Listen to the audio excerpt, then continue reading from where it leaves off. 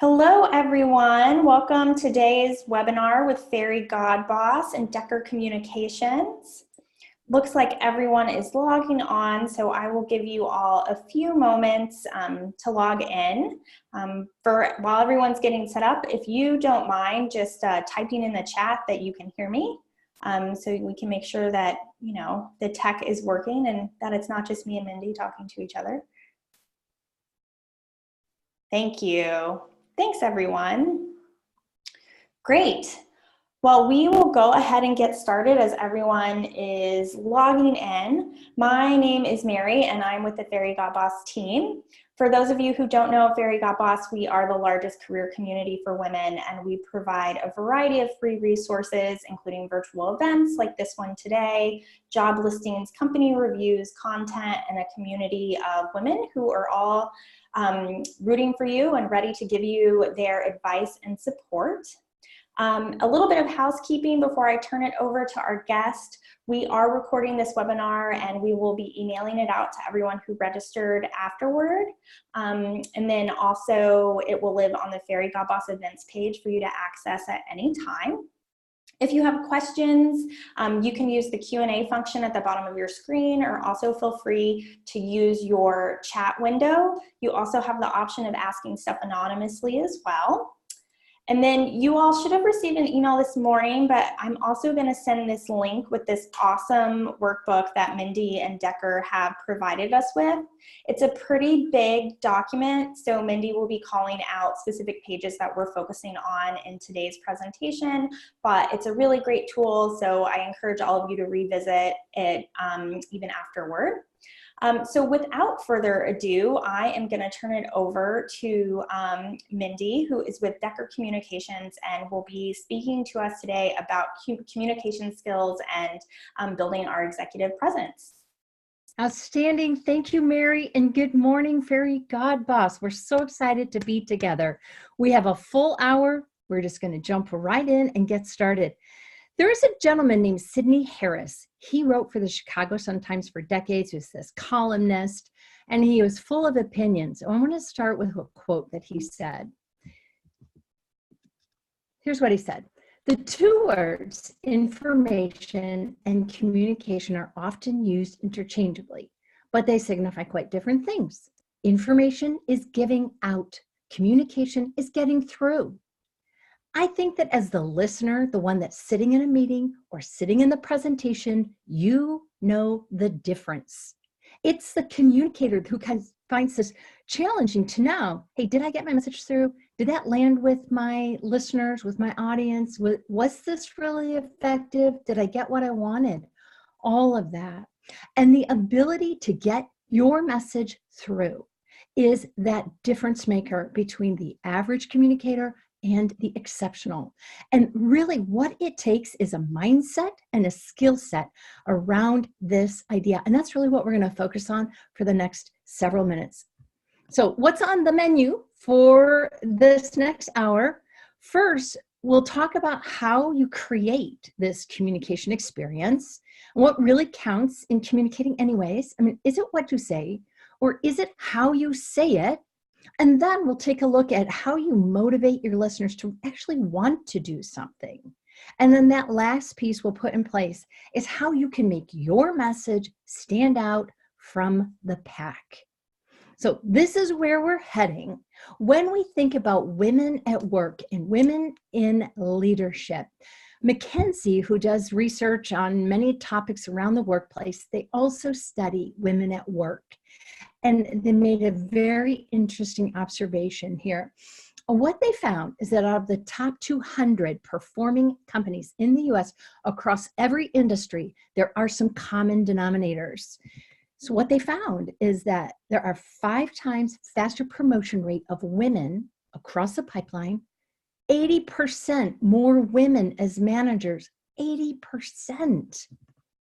2 times more women in C-suite, SVP, VP levels, and 15% more men truly fully committed to gender diversity. What is the significant common denominator amongst all of these top companies? And that is that they put a focused emphasis on women in leadership at all levels of the organization. And what it creates is this balanced leadership. And so what we find is that when we juxtapose that top tier of companies against the norm looks like this, which is to say S&P recognizes that men and women enter the workforce at the same rate. It's an even distribution. It's just that as we move through the organization and up the organization, that we start to see where the differences set in. And what we see is that 20% of the board of directors seats are women and only 4% of CEOs. 4%. In fact, you are more likely, this is a true statistic, more likely to find CEOs named Dave or Brian than you are to find a female. I mean, what gives? And so as we then start to focus in on that, there's always the words that kind of surface to the top, and we talk about these leaders that possess leadership presence. And so, like, what is leadership presence? Most of us say we know it when we see it, but we're not exactly sure how we articulate it. So at Decker's, we started to focus on this concept of leadership presence and how it shows up, how we recognize it. What we find is that leaders have the ability to find this balance, and this is for all leaders, but we find this balance between connection and credibility. Connection speaks to the warmth side of you, and credibility speaks to that competence side of you. And leaders have to find a way to have the right balance between both of these. This is what we're going to focus on for the next few minutes. And what you need is really, you need three things. You need the mindset around the leadership mindset. You need a skill set around how you show up physically, your presence. And then you need some tools around messaging that will help your message stand out, be clear, and articulated well. You need that situational awareness. You need leadership presence really in every aspect of your life. And all of these things are skill sets that are transferable in every kind of setting. So when we talk about that mindset first, it's so often it starts with this. It's the willingness to ask this question, and here it is. It's what experience do you create as a communicator? So think back to a meeting that you sat through recently or a presentation that you've sat through recently and ask yourself, what is the experience I had as a participant and a listener? How engaged was I? How good were they at keeping me with them as a communicator? And then think about a meeting that you have coming up or a presentation that you have coming up, and be willing to ask this question. What is the experience that I create for them? Are they dialed in? Are they engaged? Do you sense that they're tracking with you? Or do you get the feeling that you've lost your listeners some way and somewhere down the road? So much of this question is up to you.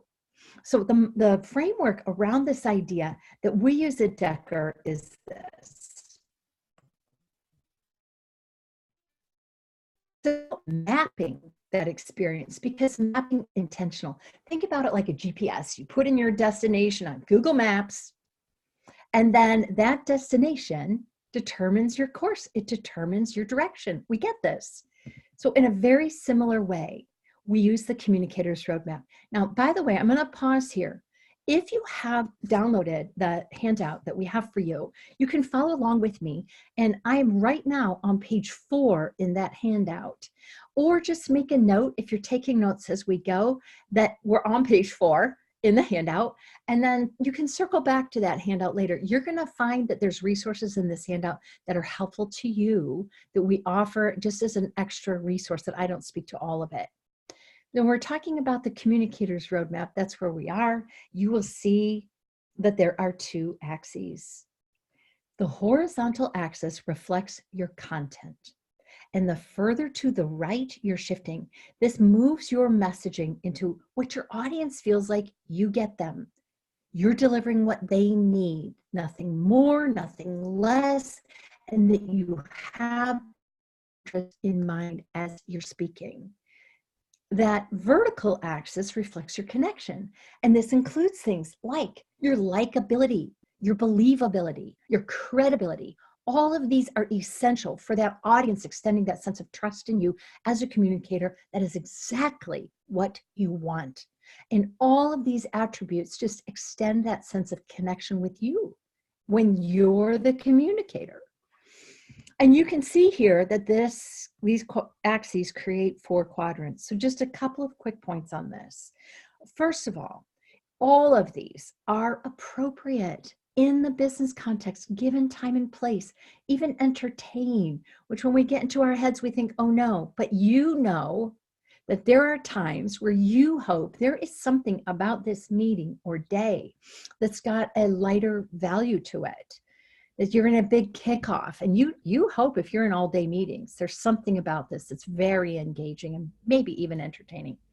It's just that in the world of business, the default, the easy place, the place we can go to without a lot of work is inform.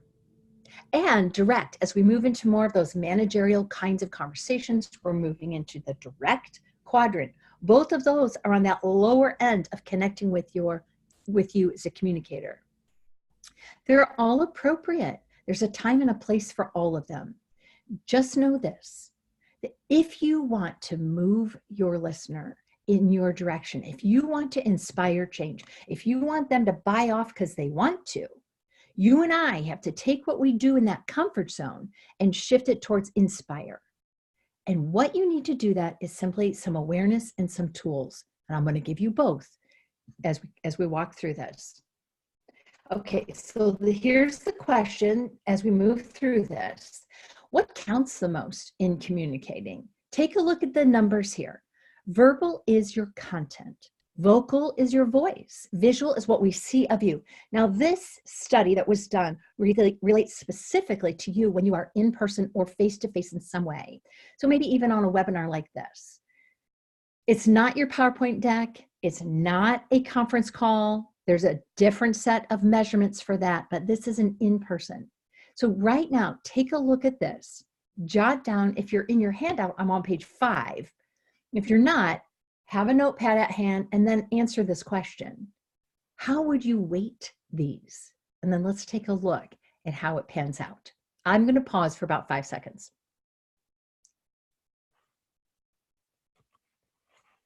Okay, so if you've given that a little bit of thought, take a look at your answers against what survey says. What they found, this is Albert Mehrabian, who out of UCLA, he did this study years ago.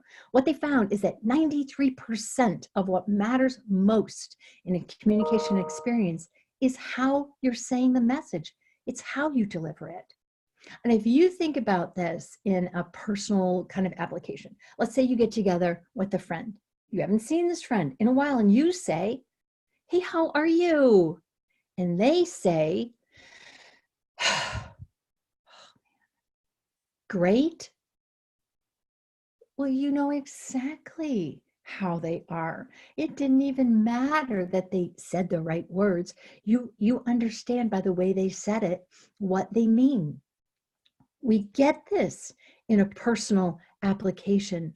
What we fail to sometimes remember is that this shows up in every single communication experience you ever have, even when you're doing a presentation, even when you're leading a meeting. The first way that we process the experience is how you show up. It's how you say it. And this is why that we say in that inconsistent message, the vocal and the visual will even block the verbal. It'll block the content. It doesn't matter that they said great, you know. And so we've got to keep that in mind as we're now considering how we share the content that means a lot to us. And so this is why we say people buy on emotion and they justify with fact. I mean, think about that. Think about this in a marketing application. We don't even question this. Think about this in a purchasing way. Did you ever buy that pair of shoes you had to have, or that condo, or, you know, whatever it could be? I bought a car that has red leather interior. Why did I fell in love with red leather interior. And I went home and I said, oh my gosh, I've got a list. Does it meet the list? We justified it with facts. Yes, it has 4 doors. I'm in. In the terms of the purchasing world, we get this. Just recognize the powerful fact around this, that this is happening for you as a speaker and a communicator too. Now, people buy on emotion, they justify with fact. In fact, they'll affirm their emotion, their sense of you with the facts you present. People judge quickly. Okay, so I don't know if any of you watch Shark Tank. In my house, we're huge fans of it. We DVR it. We watch it all the time. For those of you who don't know Shark Tank, it is a panel of high worth investors, and they are they're looking for opportunities to invest in. And so these entrepreneurs they present their ideas and their product and all of that, and they're hoping to get funding. If you watch this show, what you don't know, I never knew this, those entrepreneurs are going to come out onto the carpet. They're going to stand there and face the judges face to face, 30 full seconds silence. The judges they're sizing them up. They are making decisions about, do I want to partner with these people simply first, based on how they present. Barbara Corcoran, who's pictured here, she says within that first 30 seconds, she has a very strong sense on if she wants to partner with that entrepreneur. They judge quickly. The point is, they do, we all do. And so the question is, what do they see when you are the one that's standing there? So all of that moves us to say it's so important to understand how you show up, what kind of connection you are or are not creating with your audience, and recognize you can affect this. The great news is that it's actually a finite list of behaviors, habits that we have that can influence that emotional connection. So that's all you need to do, is be aware of what they are and tune into that. So where we're heading now, if you're following along in your handout, is we are on page 6 in your handout. It looks like this on the screen. These are the key behavioral skills. So the number 1 most important skill of all is eye communication. Eye communication says that you are working for involvement with your listener. The key around this is that you want to take what you are maybe doing now in terms of looking at people in your room, in your audience, and just extend that look one person at a time for a little bit longer. Ideally, the guideline around this is for 5 seconds per person. That's a range. So 3 to 5 seconds is what we're shooting for. It's just that it comes across very differently than the patterns that we already and typically have, which is we'll scan the room, we'll look at a person or another person, we'll just do a quick hello, hey, a quick touch point. Extending that look a little bit longer creates an invitation to your audience that they want to listen. That's really what you're doing, is you're inviting them to listen. So eye communication does 2 critical things for you. The first, it does create that connection with your audience. They feel like you're just talking to them, which is what you should be doing. And second, it's the number 1 skill to get comfortable with that adds that presence to you, that credibility factor. This is the difference maker in terms of that leadership presence. We see you as prepared. We see you as confident. We see you as fully ready to engage with your listener, which is so different than if we look nervous or distracted. So be prepared enough that you can stay dialed in and looking face forward with your audience. You've got to work to not get distracted by your own thoughts or losing your place. and stay fully present with your audience, because we are following you. We are following your eyes. So that's the guideline around eye communication. And then the other aspect of this with connection is to remember facial expression. So when you say hello, you should smile. You probably do. In a one-on-one conversation, we really hardly have to coach to this.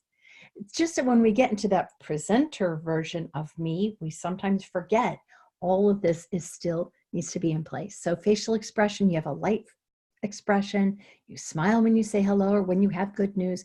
But I love the thought around this, is that if you look bored, if you look tuned out, your audience will join you. And that is the last thing that you want. So you are working in both ways to create that connection, and that you are working to keep your audience tracking with you. There's a great example here, just a picture here for you. Oh, before we get to the picture, let me tell you this. Amy Cuddy is doing this research out of Stanford. I love her research, and I love this quote. And here's what she says: warmth is the conduit of influence. So prioritizing warmth helps you connect immediately with those around you, demonstrating that you hear them, you understand them, and that you can be trusted by them. Warmth is the conduit. You start with warmth. Prioritize that first. You want to build your message and your connection on that platform. Amy Cuddy says it's warmth and competence, and that her research shows we want both, and we want it in that order. So when you think about what that might look like, and when you're the one sitting in a meeting, you can see the visual here with that center woman here. So in terms of that eye communication, you can see she's free to connect with people. And then when we look at that whole physical presence of you, first you're looking at that ready position, which seated is right here in that picture. She's got a forward lean. She has both of her elbows up on the table. This frees her to gesture. This has that appearance that I'm fully engaged and present. This also helps her connect eyes to eyes with the people at her table. Now, just to note, by the way, on this, that when you're at a table like this picture, be sure that you tune in to your own defaults, because we almost all have them. Seated, we think, oh, this whole business about eye communication is so much easier. Tune in to if you have a tendency to look at one particular person more than the others. Usually it's something like this. We look at the person who's sitting right across from us, or the person who's smiling, or the stakeholder in that meeting, or your boss just walked in. Whatever that may be, what you want is that you are connecting with every face at the table. So if that means you need to shift so you can see that person to your right or your left, you do that, because you're inviting them to listen and engage with you. So that's the eyes. You can see that posture. She presents it so well. If you're standing to speak, you want your feet, your weight on both feet, even, and on both hips, even. Strong and steady, hands at your sides as if you're holding nothing. It frees you to use some gestures, which you should. So if you're seated, they're smaller, they're a little more contained, so you don't strike your neighbor. But if you're standing, find some opportunities that you focus on a big open gesture from time to time. People read this as confident and at ease. It's the funniest thing. It may feel awkward to you, but people read this as confident, at ease. And just remember, you are helping us absorb the content with your gestures. They support your content. They support the energy in your voice, which is also critical. And that's the next piece when we think about how that energy shows up is in your voice. And I love the quote that says, if you don't have energy, you don't have impact. And my friends, as communicators, you want to have impact. And so much of that impact is focused on your voice. So when you think about your voice, you want to think about your voice like a roller coaster, that there's movement, there's flow, there's up and down.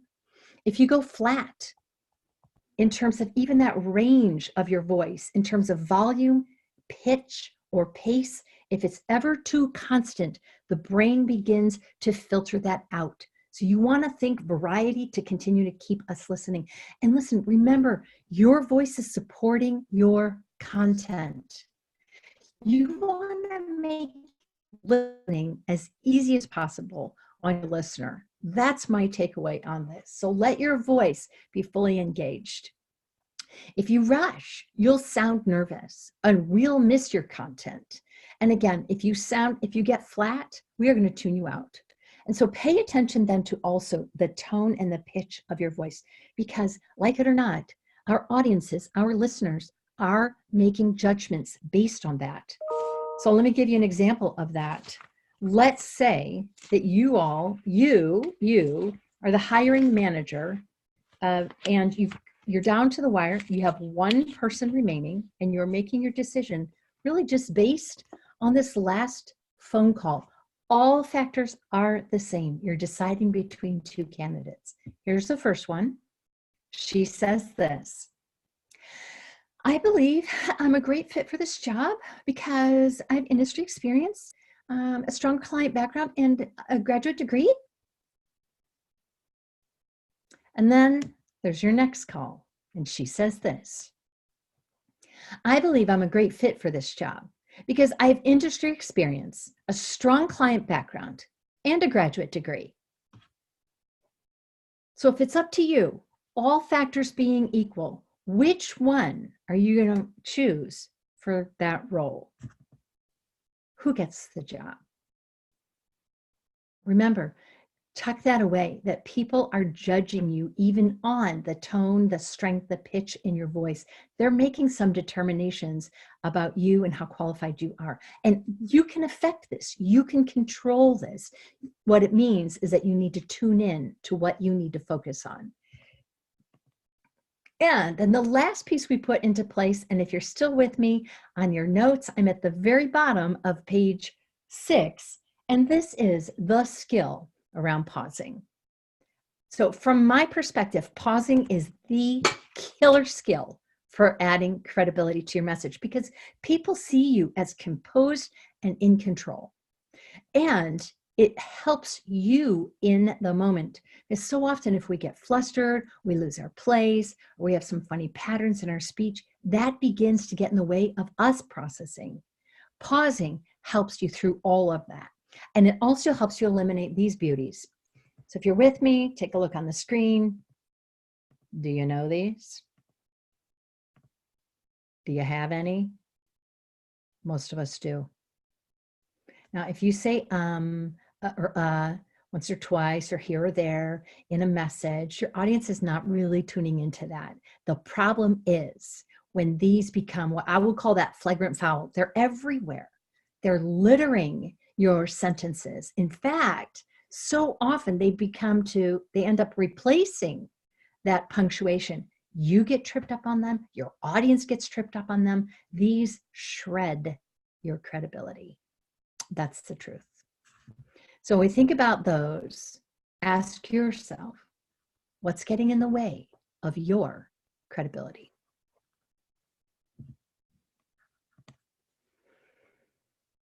The idea that the simplest way to grasp a hold of this thing, like how do I pause? I don't really know. They feel like an eternity, is just place a pause where you would normally have punctuation. When you read something in your head, you actually read the punctuation. So you want to be deliberate about offering that to your listeners. So let me just give you a quick example. So for example, if I'm going to use a pausing for punctuation, it would just sound like this. I'd say, my name is Mindy. I have 2 children. You can hear it. It's not the world's longest pause. It's just honoring that comma. Versus, my name is Mindy, and I have 2 children, and so it's just different.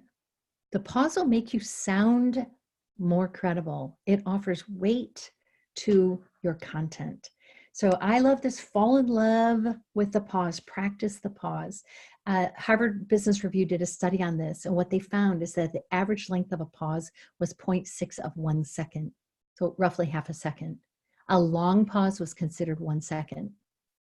You can stop talking for a whole second and break up that content. Give your audience a chance to process what you're saying, absorb it, and not treat it like a, run-on sentence. That's the thing.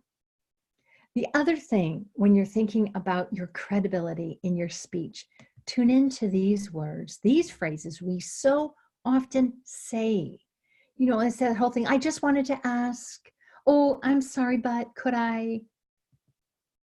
Skip the apologies, skip the hedging, skip the qualifying. Stay warm in your tone, in your presence, and then stay strong and solid in your message. This brings both of them together.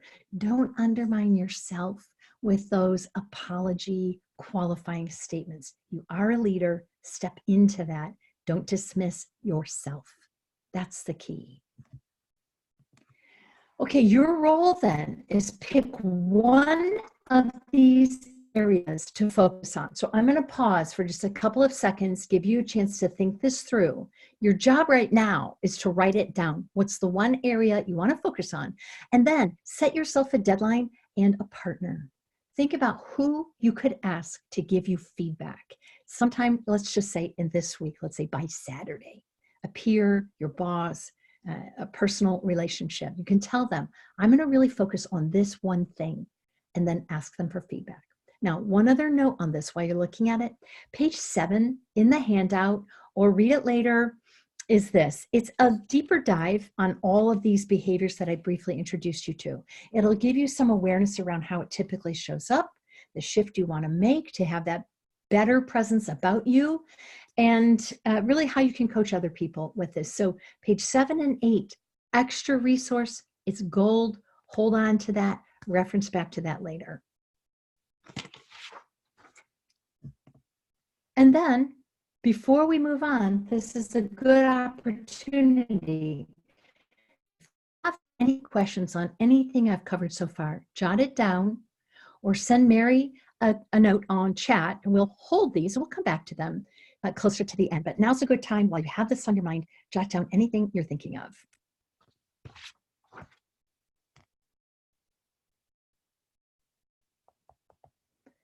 All right, that means we are now moving on to looking at the content and how you create this shift in messaging that lands in a more audience-centered kind of way.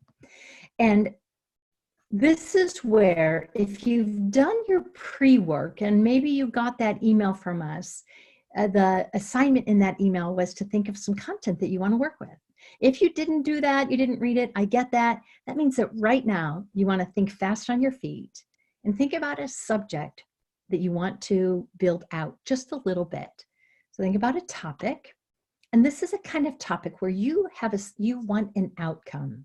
In other words, it's not just informing. It's not giving a recap of whatever, last night's game or where the status meeting update. It's not so much that.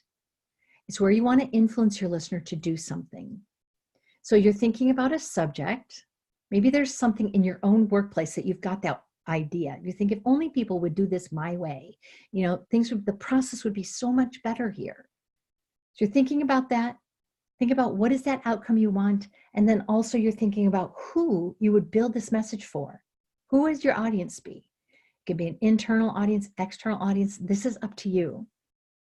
But we're moving quickly now to thinking through the framework for building those messages where people want to move in your direction. So with this in mind, we move on.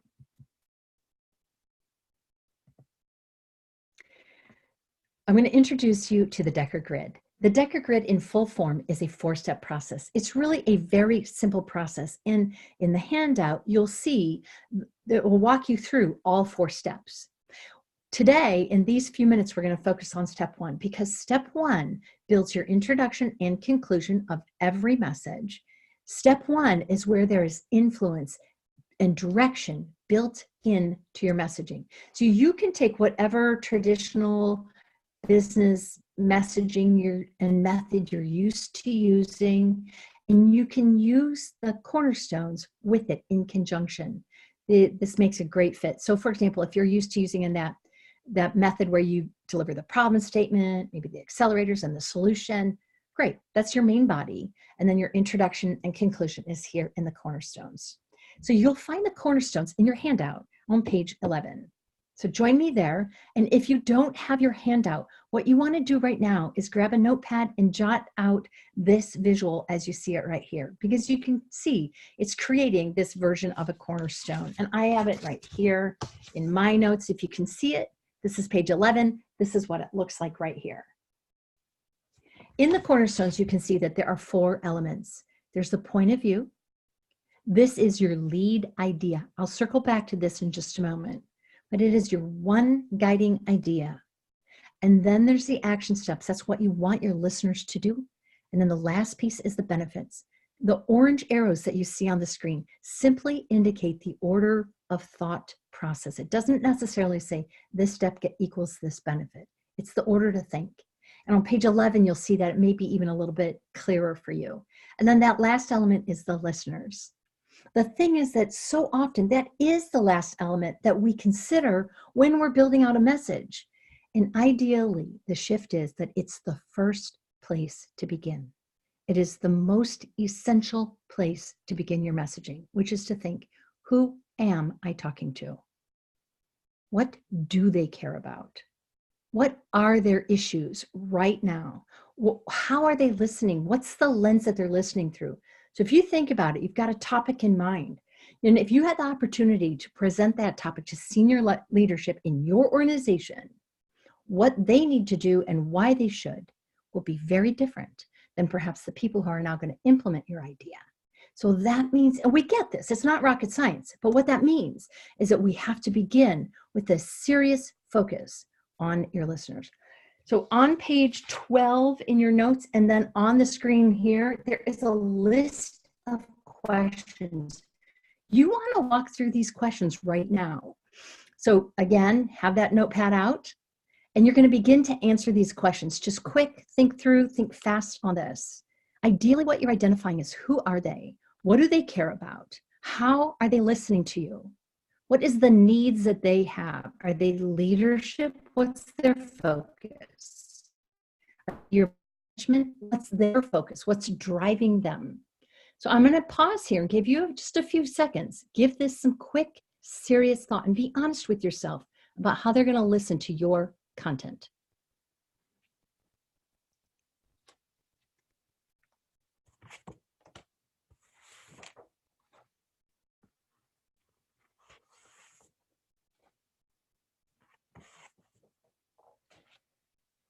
Okay, when you've done this, the very next step is this. Now, you'll see, if you look on that screen, there's that little yellow, it looks like a Post-it. It's because at Decker, we think that the magic tool is the Post-it. Now, I love Post-its. If you look up here, you can see, here's my cornerstones as I've completed them. And look, there's these little Post-its. And if you look at page 11, you'll see that there are lines on page 11 that match the size of a Post-it. It's because we use Post-its for putting all of our written content lands on Post-its.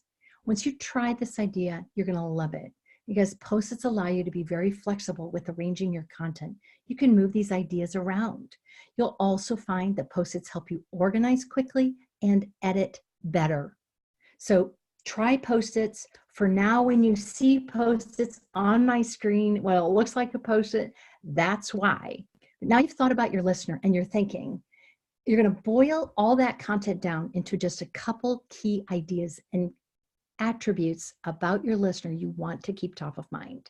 So the way I do this is, let's say I've got, you're on page 11, you'll see that there's a space for your subject. Now my subject is adding movement to your everyday life. My listener are my friends and coworkers. And what I know about them is that they're basically inactive. They sit most of the day and getting up and moving around is just not a priority to them.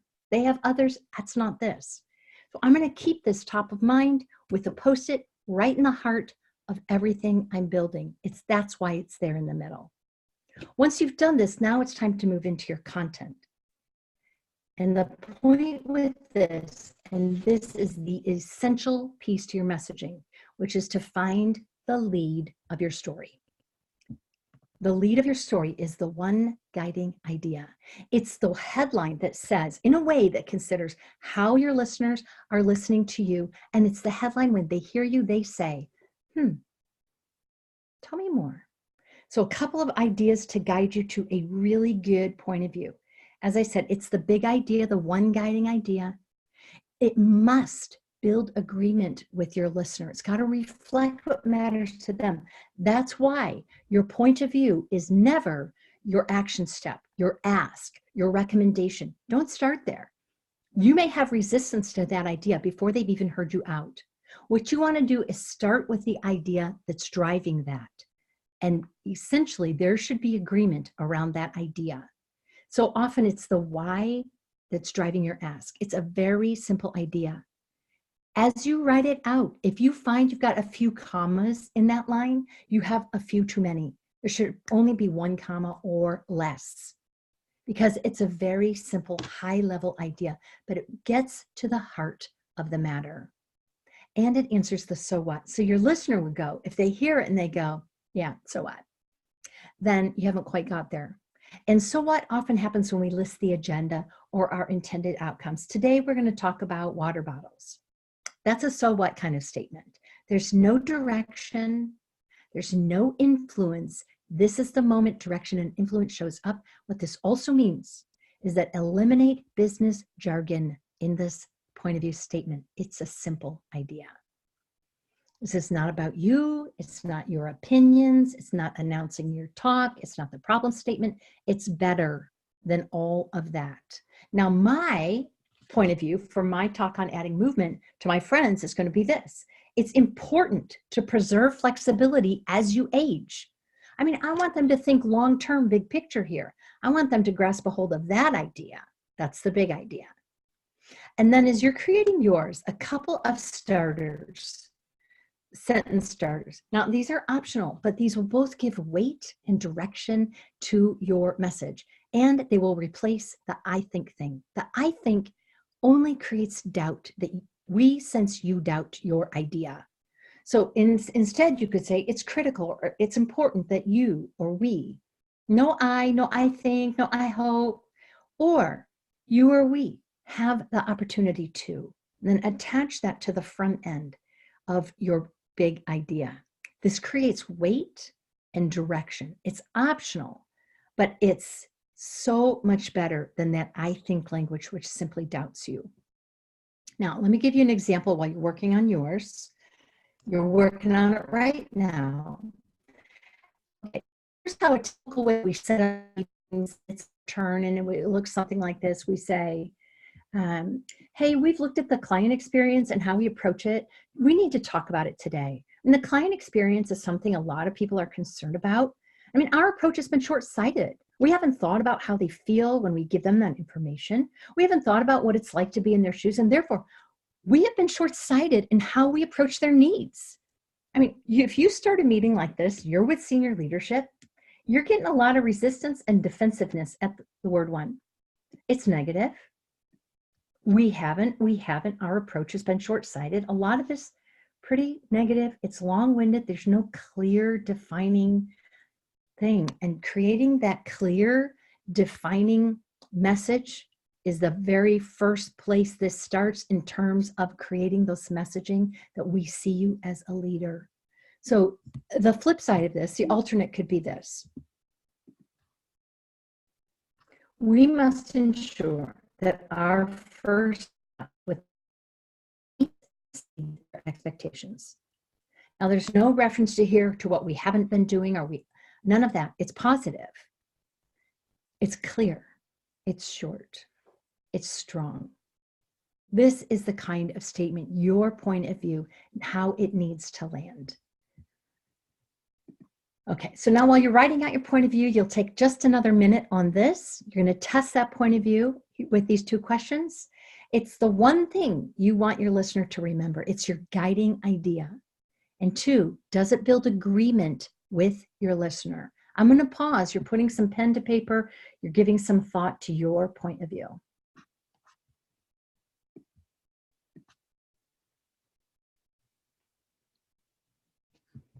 All right, once you've done that, we go back to the cornerstones, and now we begin to fill these last couple of components in. On page 11, you can see that there are two action steps. The first is the general action step. The second is specific.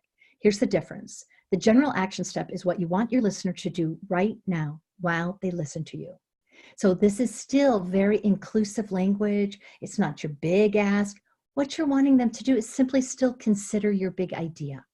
So the easiest way to get to a general action step is this: the word consider, and then name your subject. Or consider the value of, and then name your subject.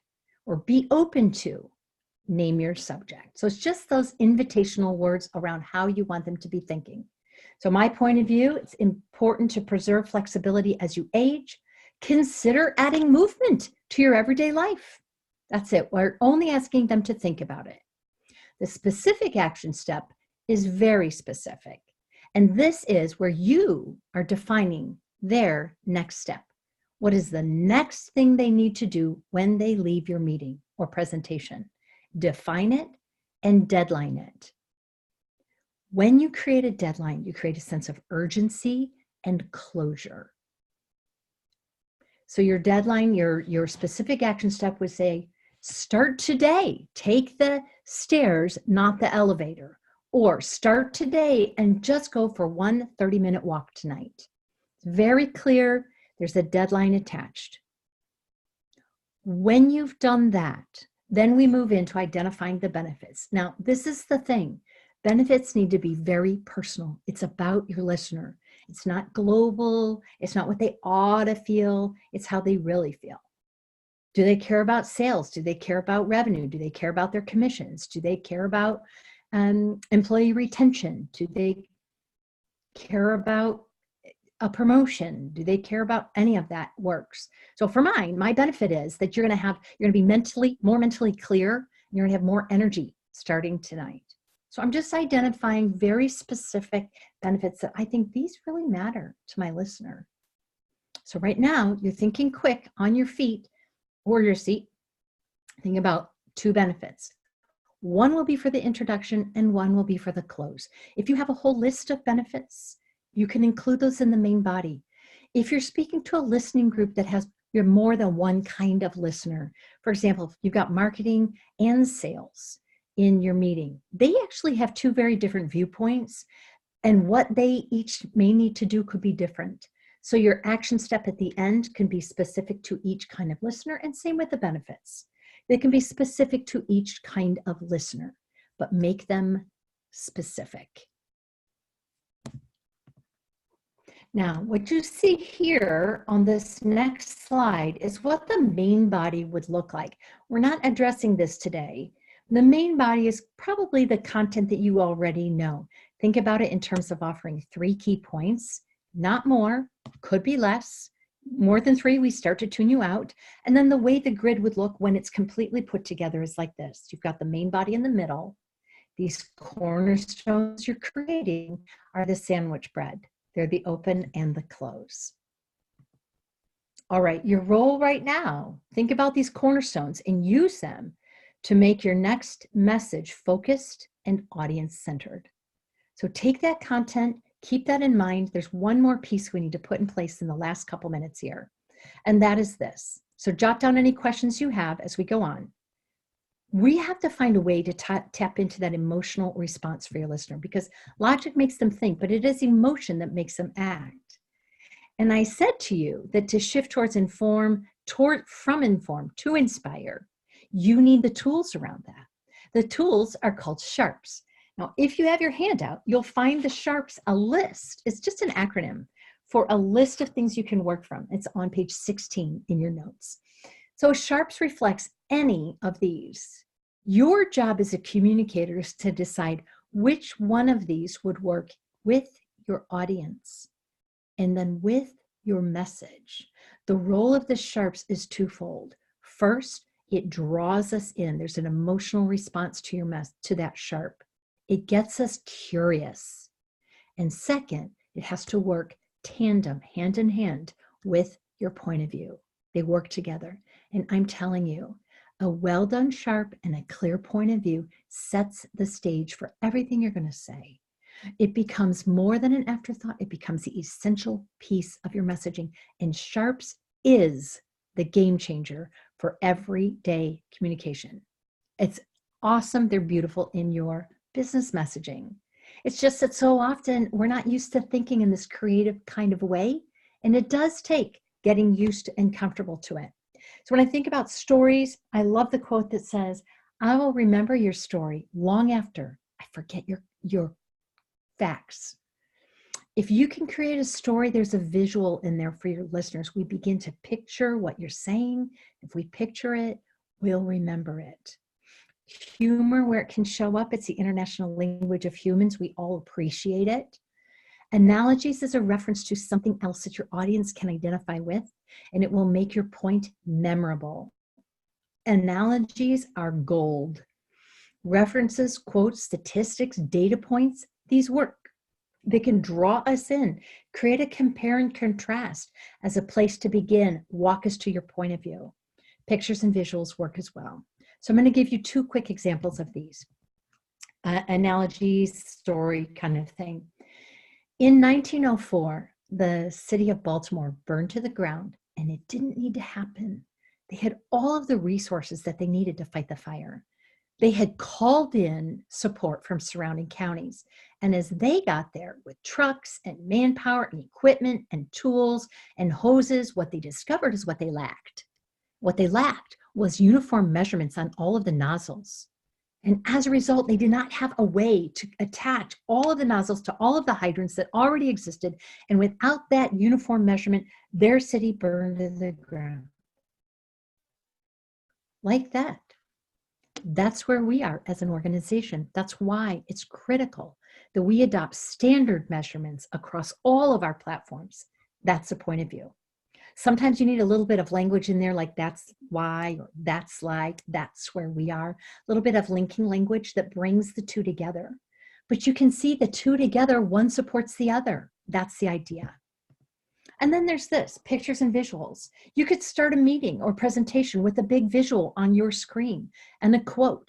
And if you started like this, you're going to draw us into your idea. Think about it this way. Today's recession is an opportunity. Marathoners and Tour de France racers will tell you that a race's hardest parts, the uphill stages, are where the lead changes hands. That's where we are. That's why it's critical to invest in new technology while we face this downturn. That's a point of view. So the job of the Sharp by design is that you open and close your message with a Sharp. It could be the same, it could be different. You can map back to the opening, but do this because they're listening then. Get them while they're listening. This is the difference maker in your messaging to make them stick. So that's a lot of content that we've covered. I'm just whetting your appetite. Please look at the handout. It's all there for you to review. And this is a moment we need to offer up some time for questions. Great. Thank you so much, Mindy. That was so helpful and interesting. I know I got a lot out of it, so I hope everyone else joining us did as well. If you could, we have a few questions in, but feel free to use the Q&A function or drop us a line in the chat. So this is a really great question. So there are times when communicating in a meeting, I tend to lose momentum after our meeting or when I receive an increasing amount of questions. How do you maintain energy to show interest in all of the questions asked? Okay, so how do you maintain energy through that long meeting? You're getting a lot of questions. It's just going on, right? You feel like you're losing a little bit of momentum. Okay, am I getting that right? Yep, absolutely. Yeah.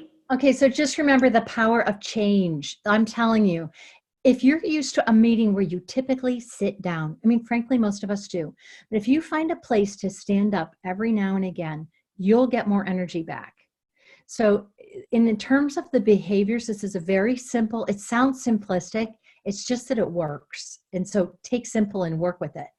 Find a way that you just begin to stand up, move around a little bit. If you stood up and you walk to the front of the room where the slides are being projected and you speak to a couple of slides, and even if you come and you sit back down, you're creating a little bit of energy and momentum. You're bringing that back. Sometimes even just inserting the opportunity to ask questions will create some momentum. Also, if you're in a long meeting, let's say you're doing a 2-hour meeting, breaks are the rescue in a meeting. They need it. They need them. You need them. So if you can offer up, you can say, hey, let's take 4 minutes right now. We're going to break before we come back.